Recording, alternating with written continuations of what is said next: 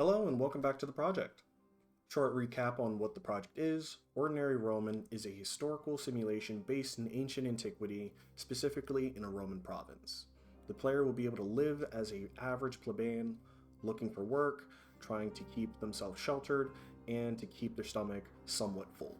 Quick summary of last video, or Devlog 0. I talked about the basic building blocks of what the project would be, from the market gap and the potential for the game to sell, as well as the pillars of the game that will affect the design philosophy of the game and the gameplay. And I talked about the task completed, which being the mechanics that are already completed and implemented into the game, the player movement all the way down to player stats from last video, and the next steps I'd be taking, like the job system all the way down to a live demo. For more information on this, I highly suggest you check out last video, Devlog 0, for more in-depth talk on the baseline of the project. Moving along, I have the first gameplay to show off. It's a very early look at what we're working with, but I'm happy to show it off finally. The job system is finally working.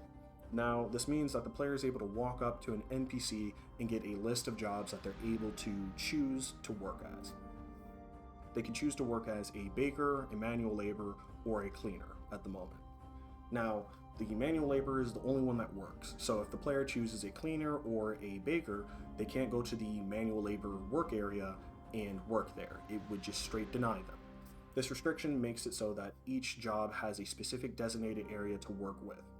Now, once the player chooses a manual labor, they're able to go to the manual labor work area, bring up a menu, and choose whether they want to work there or not. If they choose no, then they're just spit back out into the regular world and able to do what they want. If they choose to work, then it speeds along time about 6 to 8 hours, and the player is paid after while their stats fall. Adjustments for specifically the manual labor job I will be making is two things. One being the work reliability. So manual laborers throughout history, especially in Rome, it is not a job that is counted on every single day.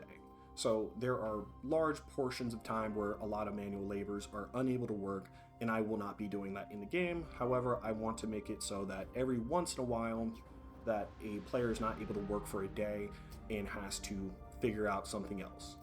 That's all I will do. It's not going to be a very brutal system. I don't want to do that. It's still a game at the end of the day. Next is the pay. I think right now I have it as denarii, and historically at the time that I will be basing the game, the economy is not that bad. So denarii is not exactly what they would be paid. Right now they would be paid sesterci, and so I think I will focus on switching it over from denarii to sesterci and adjusting the pay as it should be for different items. Next on the list, the player is able to sleep. So I've implemented a sleep system or a bed system so that the player is able to walk up to somewhere they're able to sleep in and skip a long time, draining their stats, but moving along to the next day. Before I forget to mention, I made sure to implement a stop system so that the player is able to stop time when they're in a menu, in their inventory, or shopping, so that the day is not wasting away.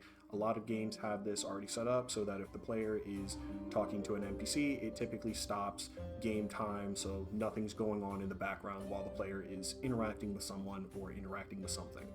A small thing I added to the actual store right now is soap.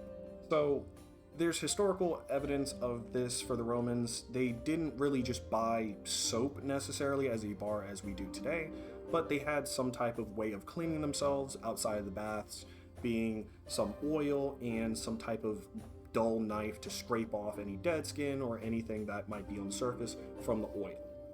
Why I'm doing this? Well, one, because in the game, as I playtested it before, I was not able to keep my hygiene high because I didn't have a way to stay clean. Another reason is my friend, when seeing the gameplay that I showed him, he was absolutely mortified that I was rolling around in my filth and being disgusting, as he would say, and so I had to add that in to make sure that he wouldn't bully me anymore. During playtesting, I noticed that while it is fun to do this loop and all, and I have completed the first loop of the game, well, I need something to do after work.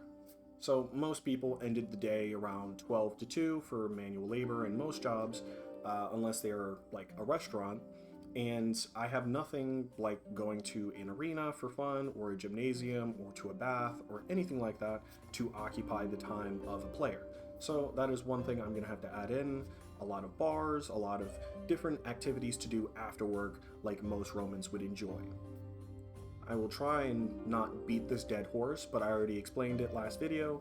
I need to focus on art. That is my main push for the next few weeks, if not months, is to fill the game full of art. Whether it be the actual player and the animations that would go along with it, or the buildings so that they're not just 2 or 3 colors and they actually have some depth to them, ground tiles, a soap PNG or image, and more.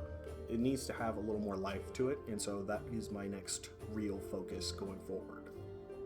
Quick side note, I want to give credit to some YouTubers real quick, one being Brackeys. So I watched his 2 tutorials, one being on Godot and one being on Godot GD Script. So in my undergrad degree, I've only used Unreal Engine and Unity, and so I had no clue how Godot worked in any of that. So watching his video, I actually got a lot of information and a lot of useful experience from going through how he explained things. And so my actual rigged character is from a art pack that he linked in his actual video. So big credit to him. I really appreciate his tutorials, and he's well respected in the indie game dev community in general. Next on the list would be MakerTech. So I looked through a bunch of time systems to try and understand the mechanic in general, and I wasn't really getting it, but when I watched MakerTech, she has a 3 to 4 video series that goes through the whole list. She's great at explaining things, and so the placeholder art that I have is actually from her video that she linked. It's amazing. I highly suggest people check it out. Next on the list is Rembot Games. So I, again, looked through a bunch of videos to understand how stat systems work and how you would implement it, especially with UI and all that. And so I never really did that before in my undergrad degree, linking stats with UI and all that. I really just did really basic stuff. And so he explains it in his 41-minute video, and he's amazing. I watched it 3 or 4 times, and it's not just because it was notes, but also because he was hilarious going through the whole process. And so I highly suggest people check it out. If you are interested in game dev at all, I will be linking all 3 of these channels in the description. It is a shame that MakerTech and Rembot Games don't have more subscribers, so check them out if you're interested. That is all we have for today. I will keep you guys posted on what goes on in the future. But until then, like, subscribe, comment, share with friends, anyone who is interested. I appreciate you all. Have a good one.